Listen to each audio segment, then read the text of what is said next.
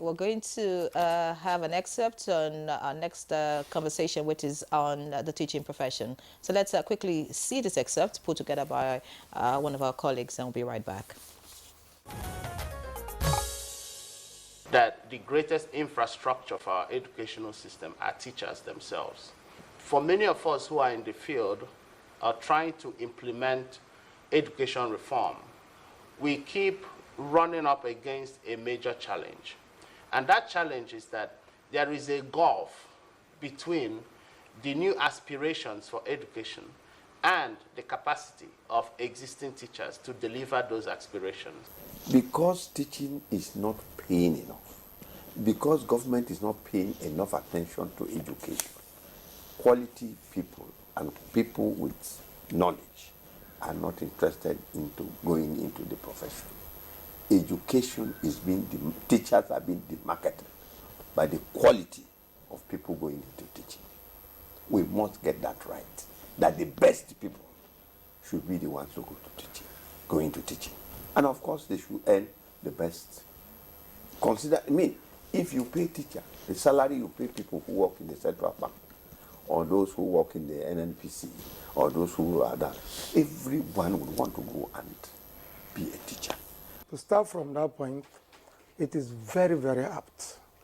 Very apt in the sense that just like many other of the discussants here have said, teachers have not been given their due place in society. The T part of the dots is the teachers' support and development. We made quite a number of policies on ground. Some have been implemented, some have not been implemented, and maybe over time too, part of lack of political will. Now, this government is bringing the two on board. Our president has stated very clearly his commitment to education.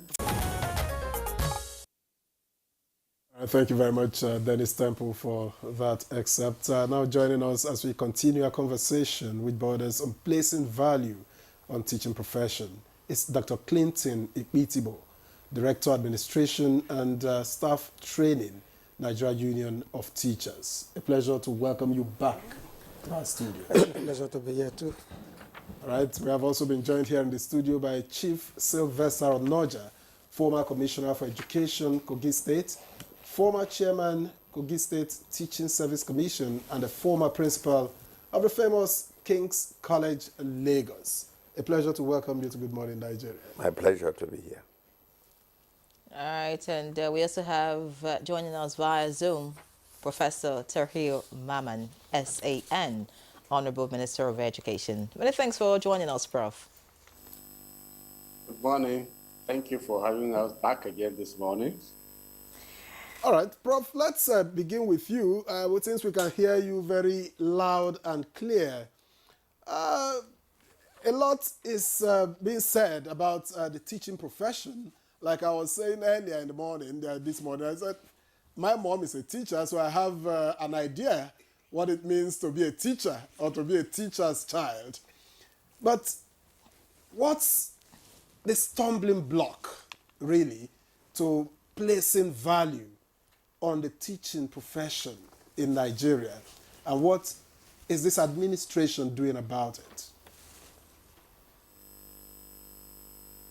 Well, as we have said at the beginning, and it's a common knowledge that teachers are no longer having a seat at the table of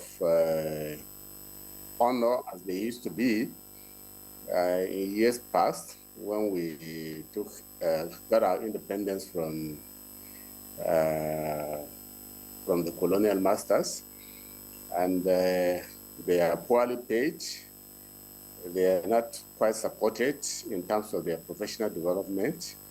The essence of professionalism, which applies to many professions, have been lost in the teaching profession, partially because, or largely because, a lot of people who are not actually interested in the profession and who don't have that background to teach have amassed themselves in the profession. And then it has become a kind of employee of last resort, an employment of last resort for either those employees or those who are employing them, because people are using them for some kind of, to fill in gaps of all sorts. And education has become, particularly at all levels now, it used to be at the pre-tertiary level, it has become an all-comers game, where any person who has some coins, change here, will just go and set up a school, and irrespective of the standards needed. So all these have eroded so much the value of teachers and teaching. And then, of course, as I said, when you have the recognition, which is very low, then you have people, it impacts on the profession itself. And then the regulatory component of it in terms of standards needed to establish schools for the recruitment have been very porous. And so there's a lot to do. And we in the Federal Ministry of Education, as we know, the job of the ministry, the federal ministry at that level, is to provide those policies and coordination and ensure that those standards are met.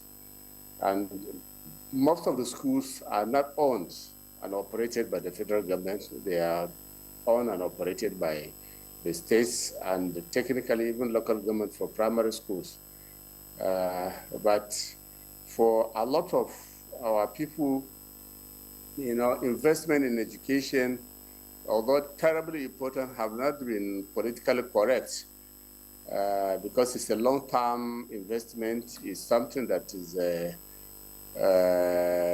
intangible. The outcomes are largely intangible, except where, as Bindi mentioned earlier on in the early part of your program, where I saw the efforts on research. We inaugurated our committees in July, to bring that nexus between what is going on in the laboratories in our universities and our needs as a nation, to contribute to various aspects of developing resources, So the problems are a lot. But for us in the ministry, and personally for me, having been in a teaching profession for some time at the tertiary level, we've taken the gauntlet and we've been rolling out quite a number of policies and addressing some of these issues. What we want to see in the next months and years of this administration is to get all the players who have responsibility to implement them, to get them implemented. We are going to work with the governors. Now the local governments have secured autonomy, financial autonomy, and we hope that it will also be followed with autonomy on policies and implementation, and then they will have a proper focus on what is right in the various local governments. And then the private sector, who are playing a major role in the education sector, both at the pre-tertiary and tertiary level. Particularly, I'm more concerned about the basic education and secondary school, because this is where the foundation is. If we get it right there, we can have a good hope for tertiary level. So we are focusing heavily on that sector to ensure that we get the basics right. We put in place mechanisms for supporting the teachers. We bring in technology into the system there, and then we make learning and teaching, very involving and student-centered at that level, so that students can be interested in coming to school and stay in school and finishing and learning some skills which will connect them with society and the productive economy, as they finish. For those of them who don't continue, they can engage with, they can have a productive life. Those who will continue into tertiary level can also make very good choices as to what they want to do at the tertiary level. So these are the things which are generally engaging us, And only yesterday we had the National Council on Education where some of these policies were considered and approved. And of course, we are also aware of the teeming millions of students, learners at that level, or some who never even went to school, who are out of school and becoming a major security concern for the country. And also drawing us back in terms of our development economically. So these are things which the ministry is giving a lot of attention to. And as I said, we'll continue to work with the other players because it's not the ministry alone. We don't have, the ministry, for instance, don't have too many federal schools at that level, apart from the Unity and the few technical colleges. The bulk of them are owned by states and the private sector. So we will have to work together. That's the basic background I have to lay for now. All right. Many thanks, Professor Maman, for the background. I'm glad that you did make mention of the fact that the problems that the teachers are facing are many. And you talked about the National Council of Education, which held yesterday. And you said some policies were approved. Could you, just tell us a few of some of the policies that were approved yesterday by the National Council? Well, the National Council on Education is an annual event. It's a build-up to, it's the highest policy-making body of the ministry, where policies being implemented by the ministry are reported, and then trajectory for going forward, and for the future, are also considered. What we did yesterday, some of the things that were considered and approved yesterday are basically, as I say, standards for secondary schools. We have to have standards. As I said at the beginning, one of the major crises in the country is quality of education at those levels. A standard of learning, facilities, and that. So we were able to approve that. We also approved the standard for inclusive education to ensure that everybody is in the rope. Those out of school, those who have been victims of violence, and who are in disadvantaged places. And so we provided a policy that will ensure that all these children and learners are captured in the education system. And then we also approved, you remember the DOTS policy, the various components of it, and then in particular, the implementation of the unfolding, actually, of the National Skills Framework and the curriculum which followed on the back of it, flowing from it, which will be implemented from this school session.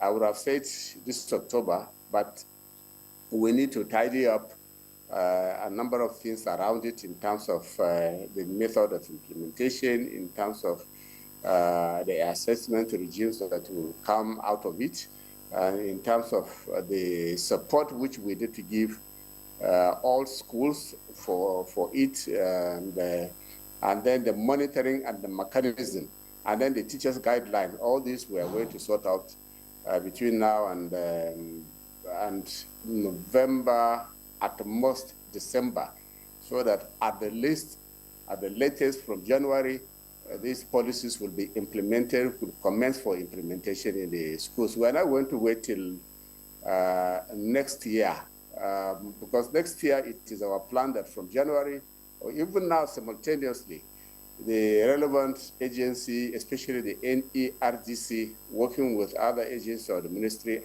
under the supervision of the ministry, will be working on similar structure for secondary schools, which we hope to implement 1 year after we have implemented these.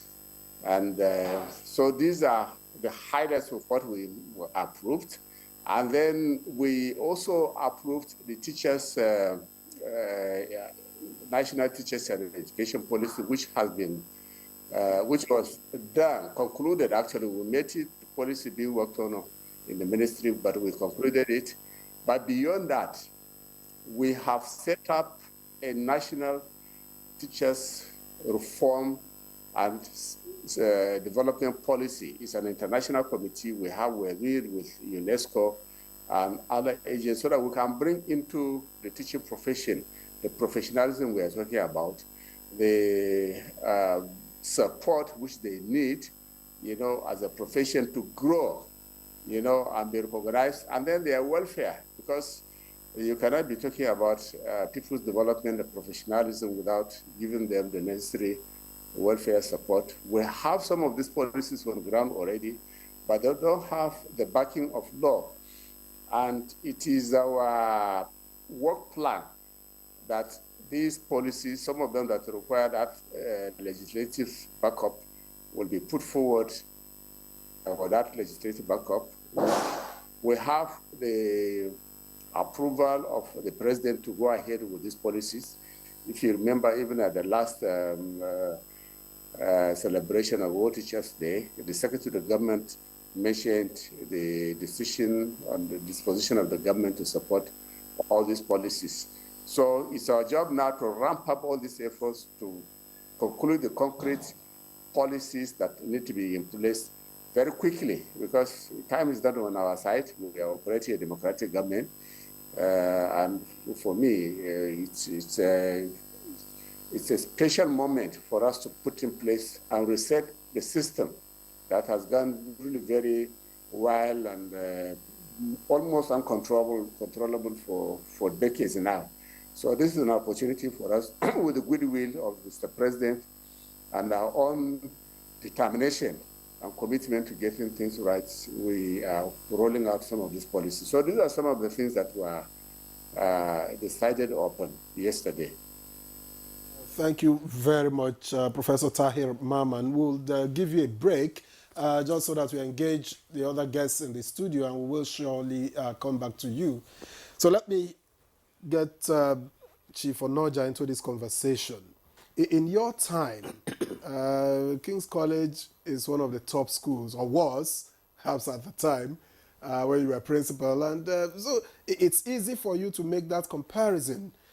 What was existent at the time that is now lacking, which would easily explain the gulf that we have in the quality of education, quality of teaching staff, quality of everything that concerns education between then and now? What have you found? Well, thank you very much indeed. Let me commence by commending Professor Tahir Mamman as an outstanding Minister of Education. He means well for education. He will go into record as one of the best ministers we have had in the Ministry of Education. But the handicap of ministers and people who were there before him, he's a man of responsibility. Unfortunately, he's not a man of authority. He knows what to do, and he's been doing what he's supposed to do well. But he doesn't have the authority. And that is why education is where it is. Since he came to office, with all the brilliant ideas he has, we would have been, up there. Start from what is the budget for education this year? Every country, what is the budget for education? There's nothing to talk about. Less than 10% of the budget for in the countries allocated to education, and there's nothing you can do without enough resources. But if you want me to go back to what it was at the time, I learned. You talked about King's College. King's College was established on the 23rd of September 1909. It was one of the first 3 secondary schools in West Africa. The first one was Forabe College. Forabe College, King's College. King's College, Achimuta College. Those were the 3 government colleges on the west coast of Africa. And you must recall that, the King's College was in existence before Nigeria. So that comparison And then it was only in 1914 when the amalgamation took place that it's the students of King's College are in what we know today as Nigeria. But education is an expensive undertaking, not only in terms of monetary resources, but commitment. If you're in education, you must give all your time to what needs to be done. In the past, in 1958, the first Minister of Education was Aja Nwachukwu. He wasn't a teacher. But because the colonial masters know that education must involve people who have professional training. So in 1959, they seconded the principal of King's College then, Mr. J. Albonton, to become the federal advisor on education. That is how seriously the colonial masters took education. But after that, politics came into it, and there's so much politics in education, and that is the problem we have. If you have people who are not interested in education, and people who are not committed to education, and because the results of education is a long-term project, the commitment to it from the political leaders becomes another problem. So I think that we are where we are for large of commitment, political commitment to education. Education is expensive in terms of resources and time. And until we are prepared to give this time, expensive time and resources to education, we will be where we are. A commitment to education is total and absolute. There are no half measures to education. Your teacher doesn't come to tell you that 5 plus 2 is 7. And on a convenient day will come back to tell you, no, it is 6. You are committed to it, you are fixed to it. And the only way to liberate this country from ignorance, from backwardness, is education. There is no alternative to it. And we must take education seriously. And if you want to take education seriously, it must be properly founded. And if you found it, people effectively trained and people committed to education should take charge. In the States, for example, many of them are actually not interested in education. You have people who have taken offices who have actually no regard for education whatsoever. And so, education is on the concurrent list. The Federal Minister of Education can do as much as he wants, but the states also have their own leeway and they take their time to do it. And until we have education consolidated, and then a greater input from the federal government, and a greater say from the federal government, and a greater authority from federal government over the state institutions, and effective monitoring bodies. Like we talk about this education, Senior Secondary Education Commission, is God's gift to us. We need to strengthen that organization to ensure that quality education at the secondary school level is there. If there is no quality education, then there is nothing to talk about. All right, but thank you. Again, let me commend the minister for what he's doing, but we must make sure that the authority is with him.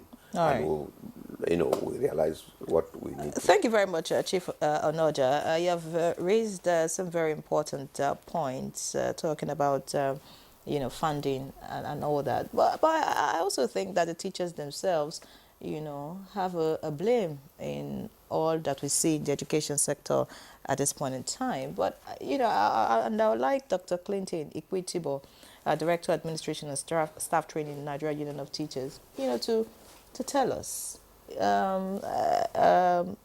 what went wrong with the teachers? What went wrong with the teaching profession? Is it just about funding alone? Is it about government paying attention? Why did teachers lose interest in the profession? Okay, thank you.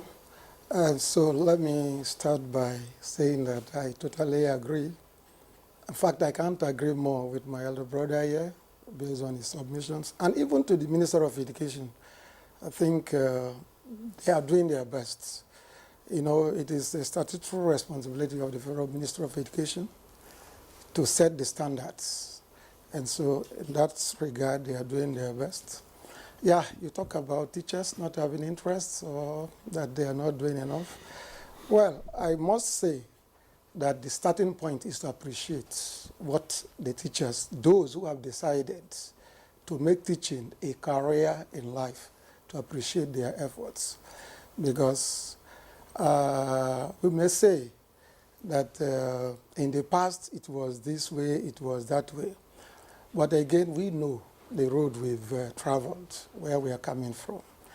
Last time we were here, I did mention that it is not just about money, that in those days, the regard given to teachers in society, the fact that outside the family, the very first unit, the socializing unit, the family, teachers were those that were given, until today, given the responsibility to bring about the development of the child, to become somebody very important in society. And so their role was so recognized in the past. They might have not gotten so much money in their pockets, but that regard, that respect itself did a lot. And let me say that teachers are committed even till this day in their own professional job. I think I have said it and I will repeat today. You can go to every community in the country, all nooks and crannies, you find teachers. Not because they like those environments. Very difficult environments, without roads, they don't have electricity, nothing, no potable drinking water, but they are there to do what? To ensure that the future of the child is molded for them to become something reasonable. And so teachers are still doing their best, but the system we find ourselves is where the problem is. Let us start from the funny, like what my brother said here. When you talk about something, we make comparison with advanced countries outside, Finland, Singapore, and so on. Go into their own educational policies and what they are doing to fund education in those climes. Look at a place like just Rwanda in Africa here. Coming out from genocide, they took a deliberate policy in such a way that private school owners had to beg, parents to take their children and wards to private schools because they were able to reposition and revamp their own education system in such a way that the public education system became the attraction. So what we are saying is that there are a lot of issues in the system, starting from even apart from the funding. Okay, let me even talk about the funding, like what my brother said here. How much is the budget for education here? We have an international benchmark of from at least 4 to 6% of the GDP of a country, or 15 to 20% at least of the national budget is what internationally is an agreed benchmark. But what is it here? I think it is a very far cry. I think this year is less, in fact, less than 7%, about 6.39%, yes. And it's even lower than last year of about 8.8%, about that. And so funding itself is grossly inadequate. But when you say just to make it, to put it straight, the budget actually for this year is higher than that of last year because you are talking 1.54 trillion. Yes, it may be smaller in terms of percentage because the national budget was also much smaller. So do you just appreciate the percentage or the figure? No, it is in relative terms. When we talk about percentage, we know what we are talking about. Even in this country, the cost of living today, compare it with last year, you can understand where we are. So those are the indices that are very clear. We don't need to even talk about. But what I'm saying is that there is an agreed benchmark globally when we are talking about what is important or what is necessary to be used for education funding. That's the area we are talking about. Then even talking about the preparation of teachers. We are all the other day talking about those people that are even entering into the profession, that the best, minds, the talented ones are not in the profession. While that I will still say is debatable, is that while I will say so, but the point is the attraction. what are we doing to attract those bests into the system? In those days, it's not as if education content was better, subject content and so on. Things are even better, by way of standard. But the point is, people were more committed because of the kind of attention that was given to education and the teaching profession. Like in those days, before you prepare, let me use myself as an example. I wasn't actually in the first place somebody that was thinking of becoming a teacher, but as at that time, there were certain things. You go to maybe TTC or College of Education, you may be sure of even free meal, There are some, grants for you. You need to buy your own the books, and a lot of things that attracted people into that. And just going through the education was not just all. As you come out, you are sure of a job out there. A lot of things were there, incentives. And so those things are hardly felt there. And apart from that, while in the job, I've always said that if there is one professional occupation that requires constant and regular training, it's teaching.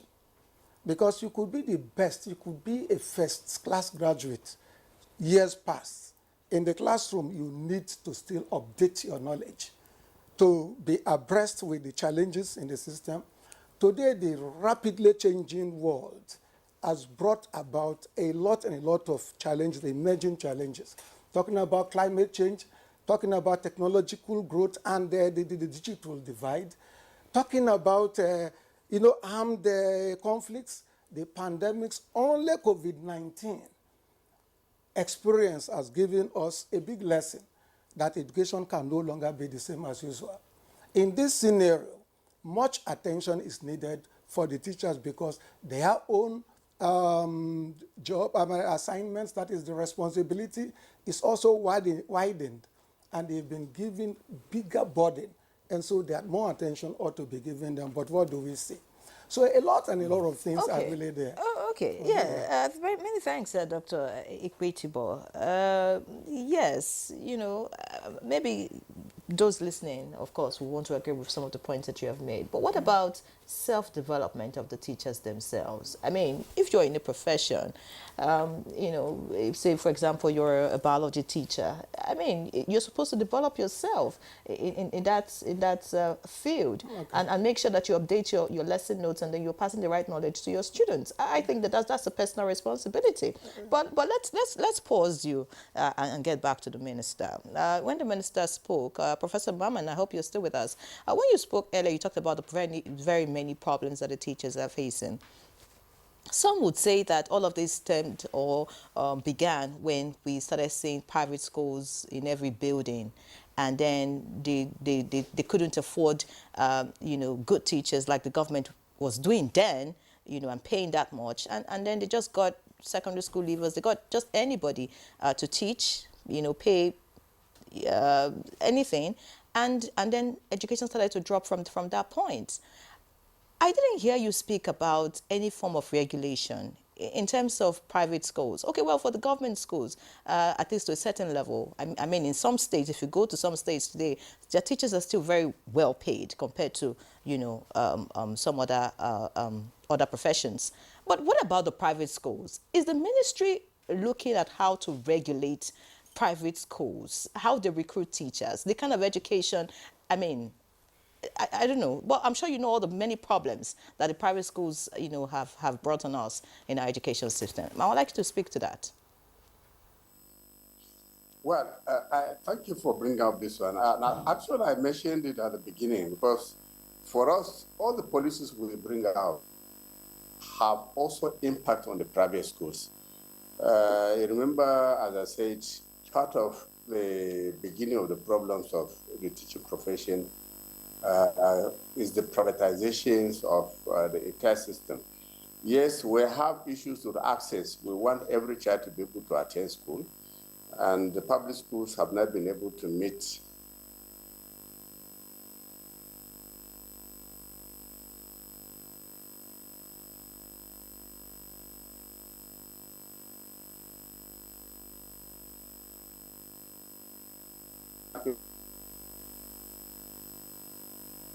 with him. We'll get back to Prof when Is it back? Okay, I understand it's back. Look at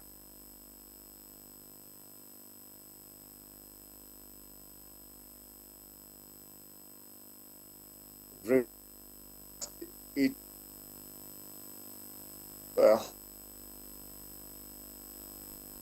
just about and then the teacher, the type of training they are supposed to be receiving, the kind of information by Clinton, and then a constant support which the institutions and those who set up those institutions have to provide for those institutions to maintain their standards. So for us, we are going to have very close engagements with those who give approvals to private education systems, because those ones are really outside our range in terms of approvals. But for them to run and provide the education that we need as a country, they have to meet the standards. Like the curriculum and all the standards we're talking about, which we are rolling out, they are going to be implemented by the private schools as well. So it's not just for public schools. And it will all involve the teacher support and training we are talking about. So it's not a matter for public schools alone. And then, as Dr. Clinton said, years past, the best minds used to be those who went into the profession. But now it is an all-comers game. Unfortunately, at the pre-tertiary level, that seems to be the situation. The universities have been able to put some kind of gate for entry as a teacher. For them, you have to have a master's. Usually, it is somebody who has a minimum of 2-1 degree class, and then to move beyond senior lecturer, somebody has to have a PhD. To really strengthen them and their research capacity and able to in a curriculum.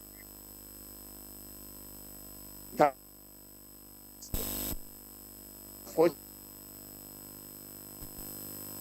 level, we need to strengthen even more before for what they are doing. And I like the point mentioned about money by Professor, our old teacher.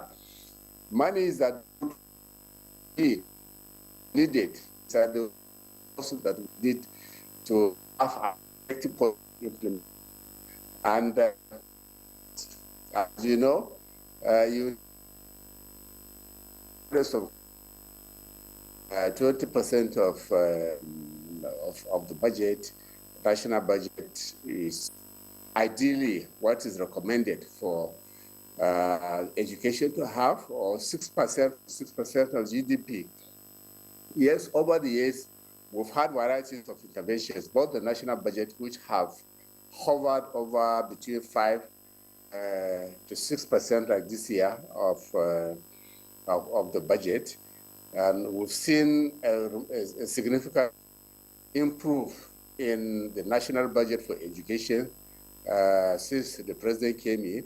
But we also need to note, bear in mind, the existence of mechanisms for education like TED Fund for tertiary level, and then you BEC, and UB funds for secondary schools for basic education. And then, unfortunately, leaving out the senior secondary school as an orphan and leaving it to the national budget. That's a gap. We know there's already an act for 1%, 2% actually of the national budget to be available, consolidated fund to be available for that. That one is yet to be implemented. Now that education has been, we used to have a commission on the schools. It has been now merged through the review of the Rosoye report. It has been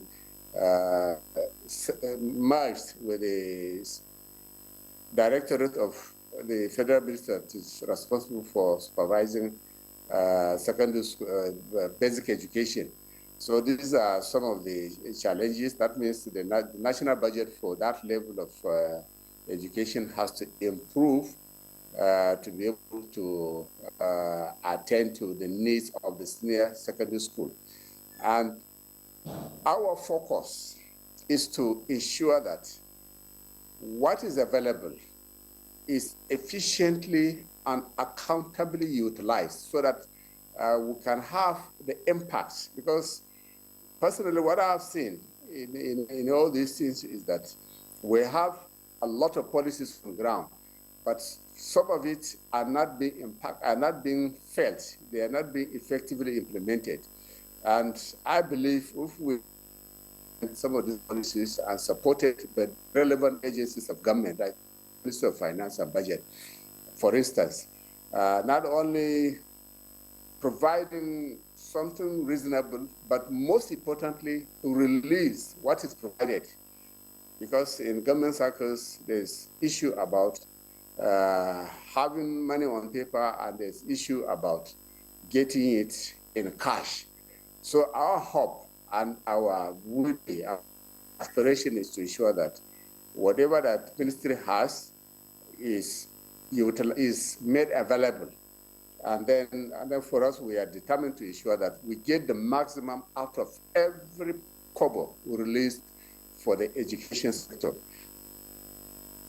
Aspect of funds coming in through development partners and other interventions through the series of engagement I've had with them.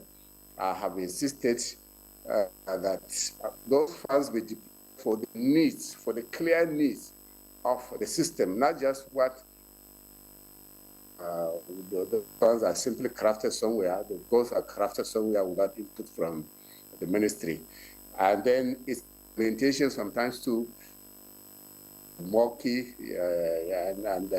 But for us, we have insisted that those funds have to be made for the things that we need, and that the implementation will be done under the supervision of the ministry so that we can have maximum impact of those interventions. If we do, it will make a lot of difference in the education sector, so that we get the right teachers, which they have been.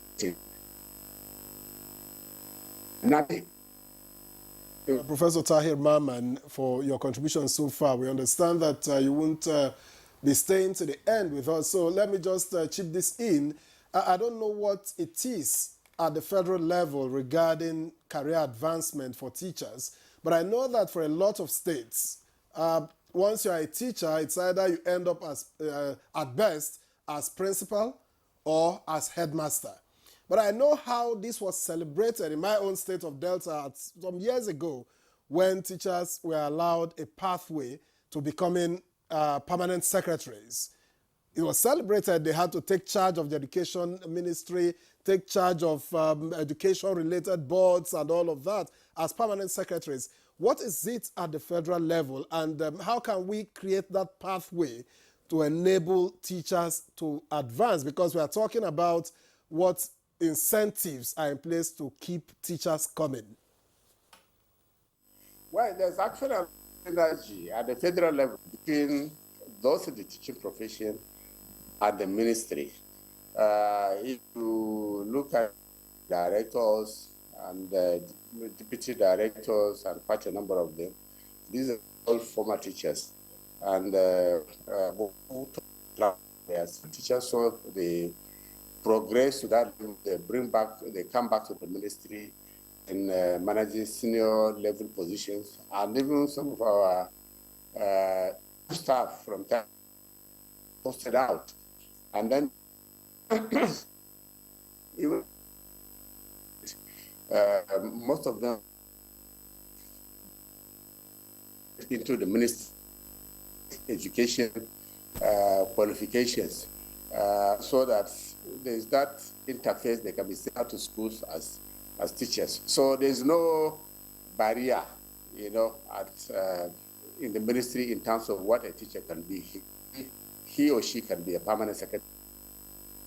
Most of our directors are former principals, people who have been principals of various institutions. And so that interface is there, but I cannot be too certain about the situation at the state level because most of them really retire from the classroom, which is really not too good. But at the same time, those positions we're talking about are fewer. We should be able to develop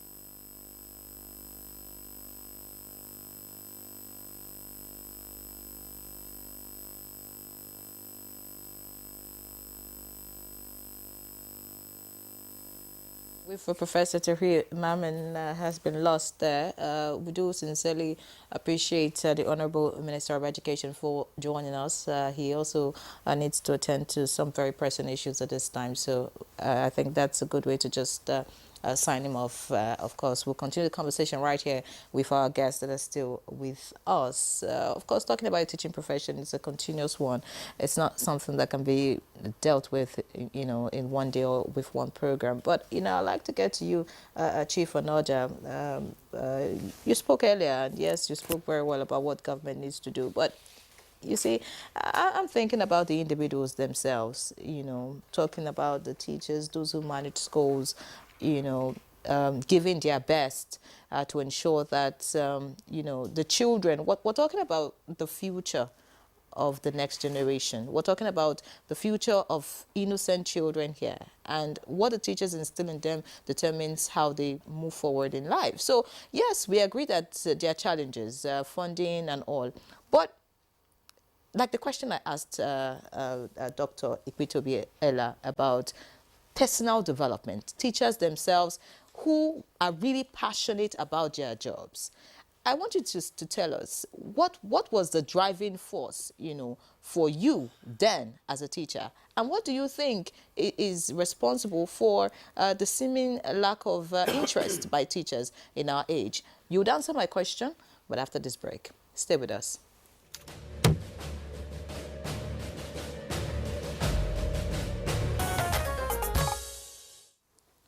All right, welcome back. It's still Good Morning Nigeria, live on the network service of the NTA, and our topic is on placing value on teaching profession. It's the second leg of the conversation.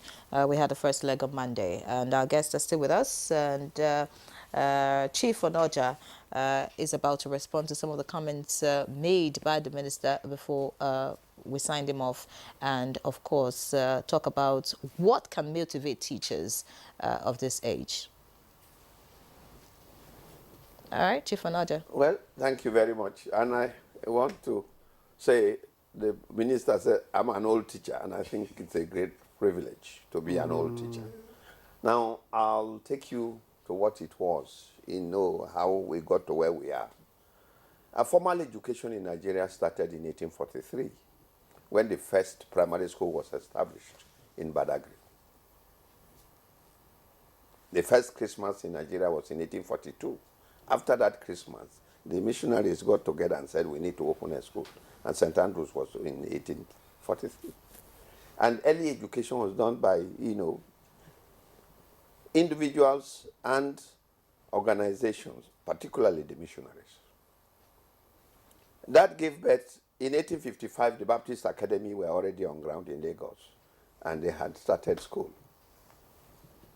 Then the first secondary school came on the 5th of June, in 1869, Methodist Boys High School in Lagos.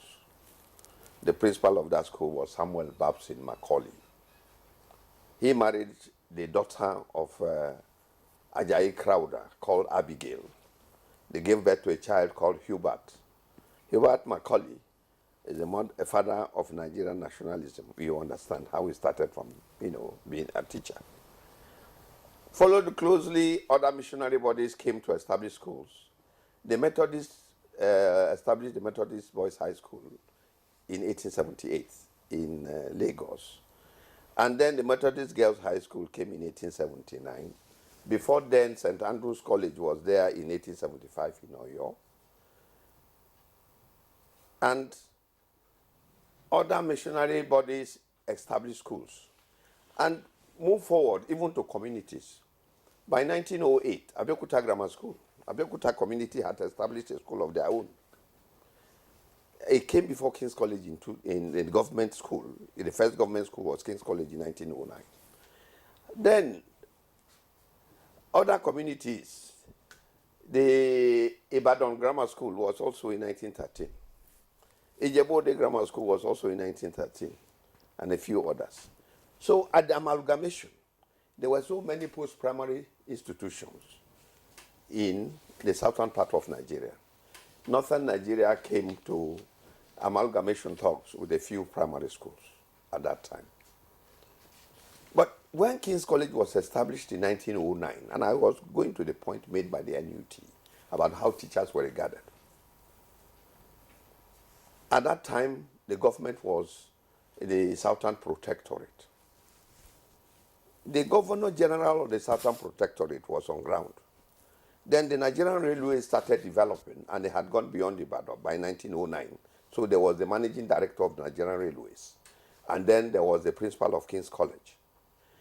In the absence of the Governor General of the Southern Protectorate, the Managing Director of Nigerian Railways was acting Governor General. If the two of them were out, the Principal of King's College was the acting Governor General of the Southern Protectorate. That was how a teacher was held in those days. The teacher was respected. In communities after the chief, it was the teacher, because the teacher was the custodian of knowledge. Today, those things are no longer there. The minister talked about private schools, and I talked about private schools, before government schools came. In the whole of the southeast and southern district, the only government school that came in the southeast was Government College Umuahia in 1929. But in the southwest, Government College Ibadan came in 1927. Now, in northern Nigeria, the Katsina Teachers College that metamorphosed into what is today Barewa College didn't quite take on until 1939, when actually the school stabilized. And the Government College, Kefi, came in 1948 and so on. Other bodies were establishing schools, but they were regulated. Although CMS Grammar School was in place as far back as 1869, they were not taking any government examinations until King's College was established in 1909. And the first examination that was held, the Cambridge School Certificate Examination, didn't come to Nigeria until 1913, 1914. So the government schools, the private schools were kept under regulation and under lock and key in terms of output by government in place. Today, everywhere we have private schools. Private schools are in place because of failure of government to take care of their own schools. So even tomato sellers in the market who see that if there's no good business for tomatoes will go and establish a secondary school. There are secondary schools everywhere, in the garages, in sitting rooms, and everywhere. Nobody is in charge of it. And the government minister made a point about merging the senior secondary education to the ministry. That can work. Original panel came 11 years before, it was written 11 years before the Senior Secondary Education Commission was established. Education sector at the level, senior secondary education, that regulates quality education is an orphan. There is the NUC for tertiary institutions for universities. There is the NBT, the National Board for Technical Education, that is for technical institutions and all that. And there's the NCCE, for teacher training institutions. So the tertiary level of education has 3 regulatory bodies. The primary has a regulatory body in the UBEC, but the senior secondary education, where character is formed, is an orphan. And they established the Senior Secondary Education Commission for that purpose, so that they can accredit these so-called private secondary schools. There are private secondary schools, there are no teachers, their teachers are not trained, there are no game facilities. The most important thing about, you end your degree in character and learning. In schools, the most important is to form character, games. You see children behave in games. You leave your ball, you go and kick somebody else's leg and all that. Those are the things. Most of the primary schools and private schools we have are set up in garages, in private homes. They don't even have a table tennis court. A table tennis this thing, or a lawn tennis court. There's not even room for football. No games, nothing. Character is taken out of it. If government, is prepared to take education seriously, the private schools will be out of business. If you make teachers in government attractive and all that, everybody will want to send his son to government schools. That was what it was in those days, that the characters that were formed. In 1924, the first secondary school in northern Nigeria, in eastern Nigeria, Uzuakoli. All right, Methodist Boys High School, Uzuakoli, was the first secondary school in eastern Nigeria. It was followed in 1925 by Dennis Memorial Grammar School. Onitsha. After that came Government College, Umuahia, and all that. They grew. Education was taken seriously. The colonial government made it possible that everything that was given to education. That's why I went back that when Ajanwachuku became Minister of Education, the colonial government asked the principal of King's College to become the advisor on education. That is where we are today. All right. The problem is, and I want to make this point, the minister is an effective minister of education. There's no doubt about it. The state governments are not taking education seriously. Some state governments, Some state governments are not taking education seriously. And I must say here, particularly those in northern Nigeria, who are not taking education seriously. Education is the key. A governor wants to build a new government house. That money for the new government house is money for education. We send people on pilgrimage to go and get salvation. Government will send 90 billion was spent to take people to support the pilgrimage and all that. That is money for education. You send people to Mecca, send them to Jerusalem and all that. That is money for education, for God's sake. We must be properly educated. And Islam has so much respect for education.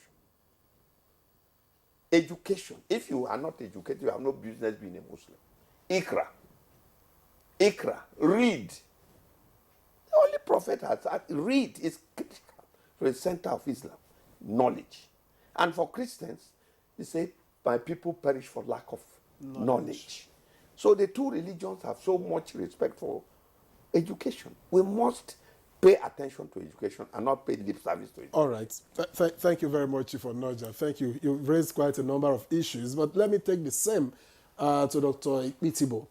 Where really are we? Because it's a question of the perks that are available for teachers, what they look up to when they get into the teaching career, the teaching profession, that would say, okay, let me stay here. Otherwise, what you find is a lot of people who get in the teaching profession because they have no choice, and then they are looking for the quickest exit route. So where are we in terms of career advancement for teachers, and what other perks can be introduced to education to ensure that the best people, the best brains are attracted to it? Yeah, thank you. Sometimes the problem of education and the teaching profession is even laughable. Most of the things we talk, it amounts to putting the cart before the horse. We're talking about the quality of teachers and so on. Like I was initially making reference to some countries, the Singapores, the Finland and so on. Teachers are the best paid, the most recognized. Something attracts the best to be there. And that is where we are. The truth about education and the teaching profession here is that, one, education has never been given the right place it deserves. The premium place on education is low. It is not yet there. And teachers have not been accorded the status they deserve. That is the main thing. Well, let us say that like what the minister said, a lot of things are going on at the federal level. I also want to agree that the issues about policy formulation or the existing policies are not sometimes even the problems, but implementation. We find ourselves in a situation where education is the concurrent legislative list. And so the Federal Minister of Education appears to be like the dog that can bark but cannot bite. Policies are rolled out, directives are given, but when you come to talk about the implementation, it's not done. And we all agree here, the bulk of the schools are there at the subnational level. Talking about primary schools, junior secondary, they are all, the bulk is there in the the state level. But a lot of the things are not done at that level. Like I was trying to say, my sister here was talking about teachers developing themselves. And I say, it is not, we need not to generalize. Teachers within the urban areas that are so outstanding, doing well, so passionate about their own career, they are there. And that is why till today, go to the external exams, call it West African School Certificate exam, the WASC, and then the NECO and so on. You are seeing public school students still making it to the tops. That will tell you that there are still good teachers. But the point is this, if some are privileged to be there financially and otherwise in the urban areas, they have, the environment supports them, and they are able to develop themselves. What about those at the grassroots? Those in the communities that they are locked up, cannot easily even get connected.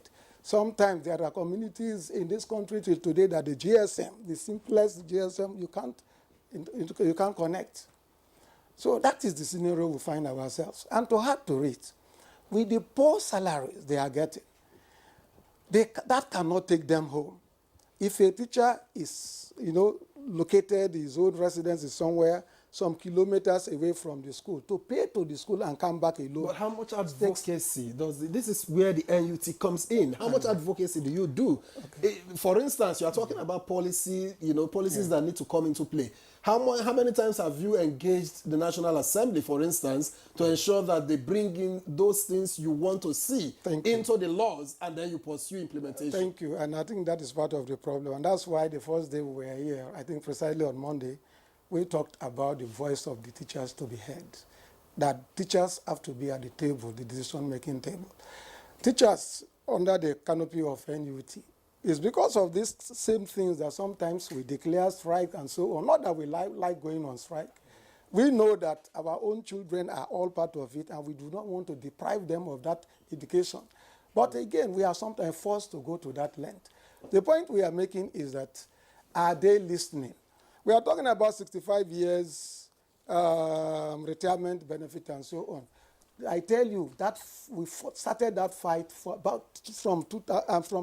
1992, when we started that battle as per the NUT, struggling for an upward review of retirement age for teachers, which is not only to benefit teachers, but also to the system, because we find ourselves in a system where teachers will be retiring, and of course the natural thing is that one day we will all go, some disease, but nobody employs to cover the gaps, the attendant gaps.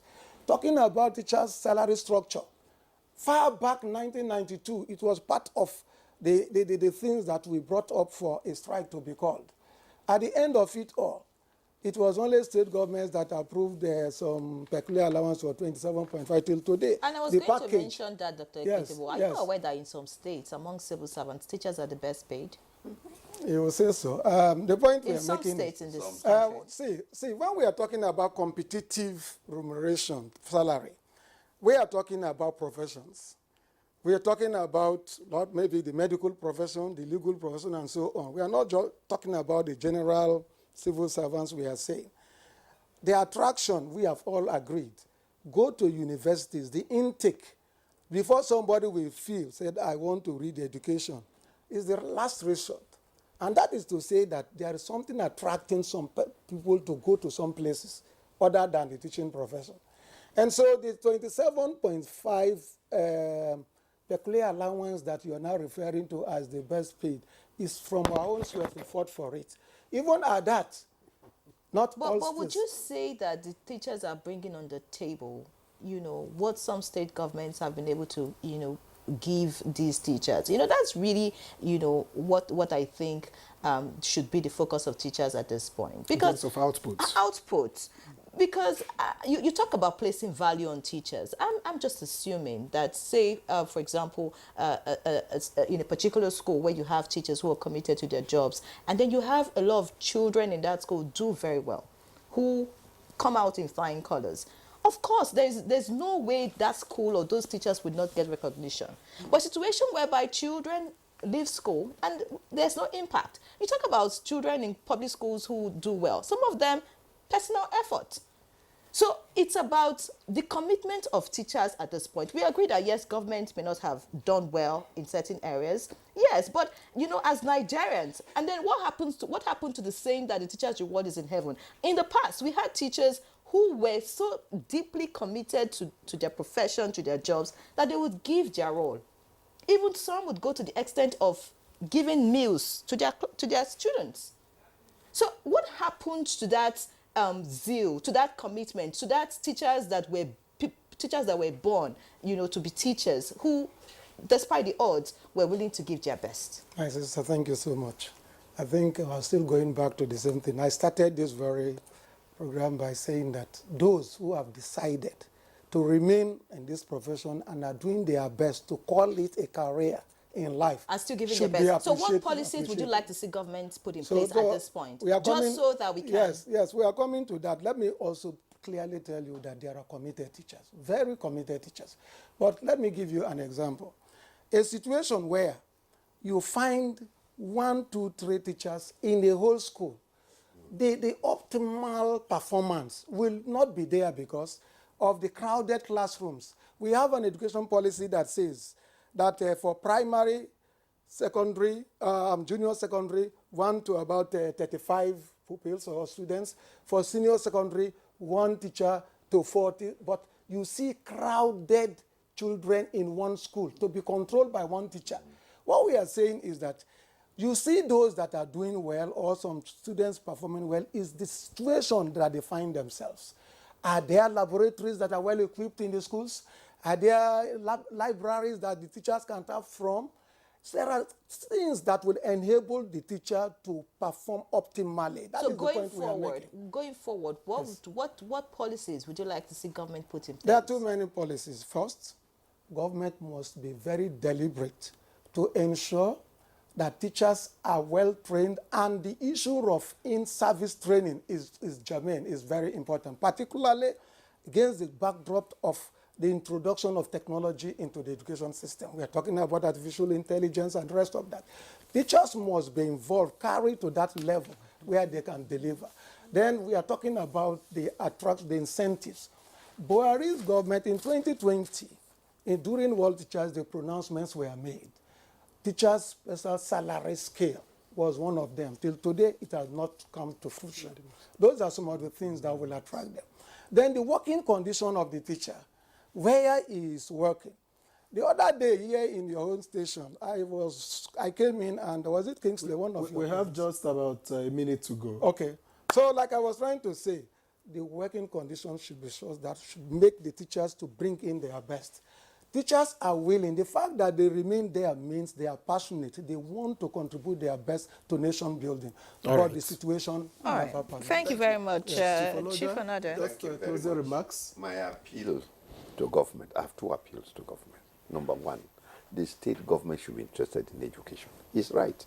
You go to a full secondary school, there are 5, 6 teachers. 5, 6 teachers. And many don't want to go to the rural area. And then you go to some schools where there are enough teachers and the teachers are doing other things instead of teaching. That's right. But in most cases, I've seen most cases, the teachers, there are no teachers in schools. And the teachers in schools are not properly trained. Secondly, I want again to respond to the minister about the senior secondary education. It is the only key. The Senior Secondary Education Commission should be given authority to control the private schools. The NUC, if you want to establish a university, they will Whether go to private or accredit you. public. Unless we start accrediting the private secondary schools, our education is in disaster. All right. The Senior Secondary Education Commission is German and is key. All right. Let it be the regulatory body for senior secondary education. All right, thank you very much, Chief Silverstar Onoja, former Commissioner for Education, Kogi State, and former Chairman, Kogi State Teaching Service Commission, and the former Principal, King's College, Lagos. Many thanks for your time and your insight on the program. Hoping that, we can restore the glory in the teaching profession. Dr. Clinton Equitable, Director, Administration and Staff Training, Nigerian Union of Teachers. Many thanks for joining us, and we hope that the NUT would be able to speak up and be heard, just so that we can give teachers the very best. And of course, we do sincerely appreciate Professor Tahir Maman, SEN, Honorable Minister of Education, who joined us in the course of this conversation. So that's it on Good Morning Nigeria this Friday. Thank you for watching. I'm Yanwe John. Have a wonderful weekend. And I am Victor. It's been an honor bringing this to you, and I hope you enjoyed it. Have yourself a great weekend.